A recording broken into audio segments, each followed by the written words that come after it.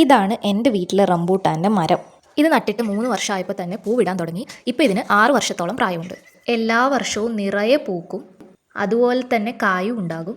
പക്ഷെ കായ്കളെല്ലാം തന്നെ പഴുക്കുന്നതിന് മുമ്പ് കൊഴിഞ്ഞു പോകും. ചുറ്റുവട്ടത്തൊക്കെയുള്ള റംബൂട്ടാനെ സംബന്ധിച്ചിടത്തോളം വളരെ വൈകിയാണ് ഇത് പൂക്കുന്നത്. കായ ഉണ്ടാകുമ്പോഴേക്കും ശക്തമായ മഴയും വരും. അതുകൊണ്ട് തന്നെ എല്ലാം കൊഴിഞ്ഞു പോവുകയും ചെയ്യും. എന്തുകൊണ്ടാണ് ഇത് വൈകി പൂവിടുന്നത് എന്ന കാര്യം ആർക്കെങ്കിലും അറിയെങ്കിലും ഒന്ന് കമൻറ്റ് ചെയ്യണേ. ഈ വർഷവും ഇപ്പോൾ ഇതേപോലെ തന്നെ നിറയെ പൂവുണ്ടായിട്ടുണ്ട്. ഇപ്പോൾ ഏകദേശം മെയ് ലാസ്റ്റായി. ഇനിയിപ്പോൾ ഇതിൻ്റെ കായൊക്കെ പാകമായി വരുമ്പോഴേക്കും ജൂലൈ ഒക്കെ ആകും. അപ്പോഴത്തേക്കും നല്ല മഴയും വരും, പഴുക്കുന്നതിന് മുമ്പ് എല്ലാം കൊഴിഞ്ഞു പോവുകയും ചെയ്യും. അത് തന്നെയായിരിക്കും മിക്കവാറും ഈ വർഷവും സംഭവിക്കുന്നത്. മരമാണെങ്കിൽ അത്യാവശ്യം നല്ല ആരോഗ്യത്തോടെ ഇരിക്കുന്നതായിട്ടാണ് എനിക്ക് തോന്നിയിട്ടുള്ളത്. കാഴ്ചയ്ക്ക് അങ്ങനെ തന്നെയാണ്.